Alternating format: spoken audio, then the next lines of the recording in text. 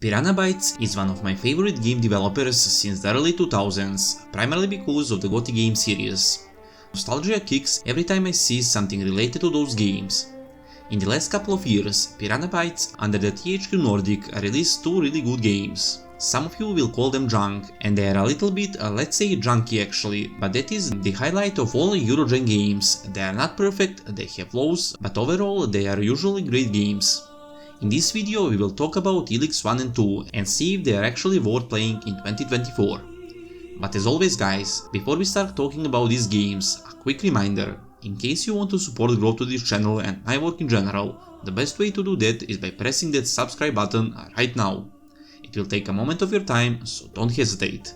Now, Piranha Bytes, for all of you that don't know, is an respected game developer known for its immersive RPGs, including the Gothic and Risen series, as well as the one we talk about in today's video. Piranha Bytes was founded in 1997 in Germany by a group of game developers passionate about creating immersive RPG experiences. Their first major release was Gothic in 2001, which received critical acclaim for its deep storytelling, complex world and player choice-driven gameplay. Their games are characterized by their sprawling open worlds, intricate narratives, and focus on, as I already mentioned, player freedom and choice. The studio's RPGs often features non-linear progression, faction systems, moral dilemmas, and a dynamic ecosystem where player actions have consequences.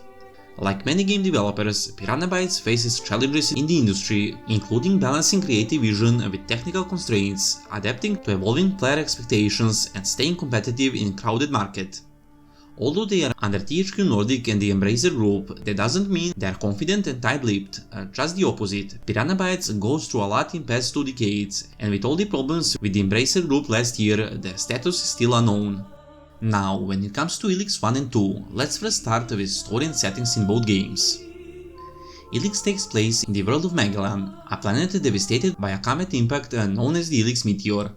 This cataclysmic event not only ravaged the planet, but also brought a powerful and mysterious substance called Elex.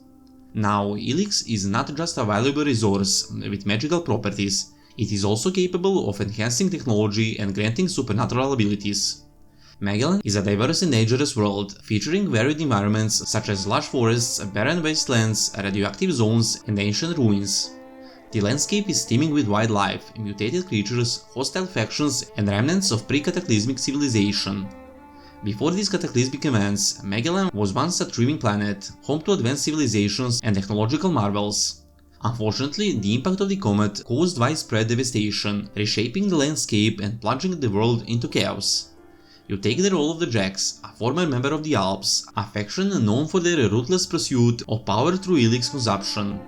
Jax undergoes a transformation after a failed mission, developing emotions and morality that conflict with the Albs' strict code. Crash of the Jax ship is just a beginning, because after that moment he begins to experience emotions, doubts and a sense of morality that, as I mentioned, conflicts with the Albs' doctrine. At the very beginning, you will get the choice to accompany one of the Berserkers to their settlement Goliath. You can do that, or you can leave him behind and explore Magellan on your own, which is okay if you are strong enough, cause Magellan will test your strength and skills definitely. Beside your quest to accept everything that comes once you are off the Elex, to get stronger, to obtain new gear and progress in your personal quest, you will be involved in the intrigues related to factions, in their mutual conflicts, and you will have to make some important decisions. When it comes to the story of the second game, it actually continues the story of Magellan and the first one. There is a lot of happening going around factions again, but unlike the first game, in Elex 2 there are a bigger threat coming, the alien invasion. So in Elex 2 you will try to reunite all the factions in order to fight the common enemy, Sky Ants. The Sky Ants were aiming to reshape the world in order to deal with the singularity, as they've also discovered that certain elementals would be capable of controlling the power of the singularity. In Elex 2, Jax learned that Kalan wasn't the only ship designed in mind of saving humanity from the coming comet. Cassandra was another for Magellan scientists. Their mission was not to save humanity, but to instead obtain immortal life by reaching some giant cosmic entity known as the Singularity. Cassandra and the scientists, who would become the Sky Ants, were able to take Elex from the Singularity and put it on the comet headed for Magellan. They could not arrive back in time. In other words, it wasn't a normal natural disaster that brought this material to Magellan. It was the plan of the scientists and Adam Dawkins, who has used Elex to achieve a certain level of immortal life. He was supposed to prepare the world for this Kayan's return, but in that he has failed. To be honest with you guys, I can't say which one I like more. Maybe if I were to take all the elements of the story, maybe the balance would prevail on the side of the second game, but in my case the nuances would be in question. What I can suggest is that you play both games to, at least as far as the story is concerned, connect everything and complete the whole experience. Factions are a huge and really important part of both games. Not only they are tight connected to the main story, but every faction have their own main and side quests, plots, twists and intrigues, and no matter which one you choose, you will enjoy going through all the challenges that members of those factions will put in front of you. In the first Elex game there are 4 factions, but only 3 of them are actually playable. The Berserkers are a faction devoted to restoring nature and shunning the use of Elex for technological advancement. If you are a fan of casting spells and using magic, then this faction is definitely for you. Besides they use weapons from all times like sword, axes, hammers and bows. They can use magic to enchant those weapons, to summon ghosts, quickly heal their wounds or increase their damage. The Berserkers are primarily based in the lush and forested region of Eden, where they have transformed a barren wasteland into a green and fertile land through their magical practices. They are led by Warlord Ragnar, a stern but fair leader who values strength and resilience, and their primary goal is to heal the world from the scars of the Elex cataclysm and to spread their influence by transforming other regions into verdant lands. When I played Elex for the first time, considering I'm a huge fan of Vikings, but also medieval fantasy setting, and I prefer more melee weapons and magic over guns, my choice was the Berserkers, and I absolutely love their way and their playstyle. The Outlaws are anarchists and rebels who thrive in lawlessness and freedom. They embrace the use of Elex in its raw form, using it for combat enhancements and drug-like highs. If you like anarchy, freedom, if you are a rebel by nature and like using guns as weapons, but more like traditional guns with bullets, not laser ones, then you should go with the Outlaws. The Outlaws inhabit the desert region of Tavar, a harsh and arid land where only the strongest survive. They make their home in the scrapyard city of the fort. Their leadership is less structured compared to other factions, with Logan, also known as the Duke, acting as the de facto leader through sheer strength and charisma. They have no much goals and they're not that ambitious as the other factions. They actually prioritize personal freedom, wealth and power, often engaging in raids, smuggling and other illicit activities to maintain their way of life. Clarics are a perfect choice if you plan on using ranged weapons a lot, especially various energy and plasma rifles, and support yourself with the abilities that resemble magic. Clerics have access to psi abilities that are similar to spells. They allow you to use power waves, teleport at a short distance or create holograms. Also, you must love their outfit. They are a highly technical faction, but at the same time they are also very religious. They detest consuming Elex and only use its power to their machines. As I mentioned, they are highly religious and they worship Kalan, a god they believe guides their use of technology and Elex, so they see technology as the path of salvation and enlightenment.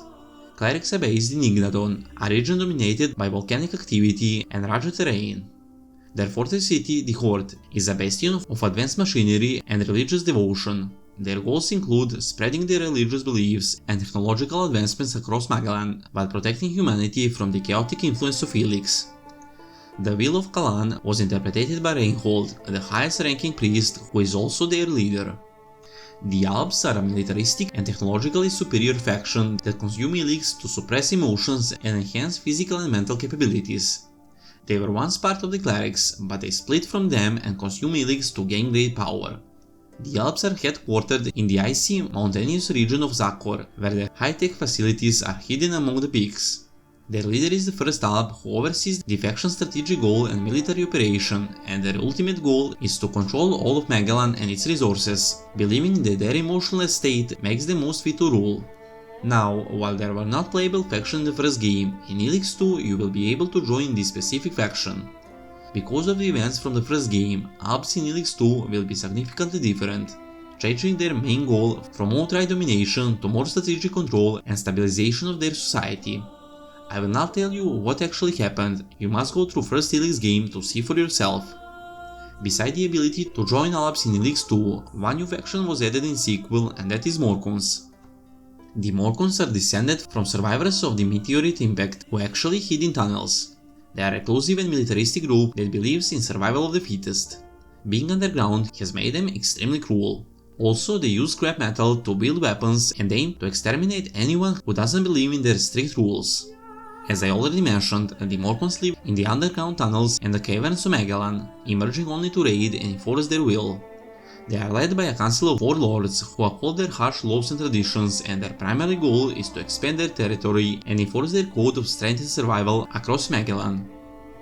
When it comes to gameplay, both Elex and Elex 2 offer rich, immersive RPG experiences with deep exploration, varied combat and meaningful player choices. Elex 1 set the stage with its diverse factions, open world and robust progression system, while Elex 2 builds upon these elements with refined mechanics, enhanced storytelling and more dynamic interactions. So first, the world. The world in the first Elex game was big, full of beautiful landscapes, from green forests through dangerous desert areas all the way to snowy mountains. You can find enemies to fight and NPCs all over the world, and you need to be really careful while exploring, cause there is a danger on every step.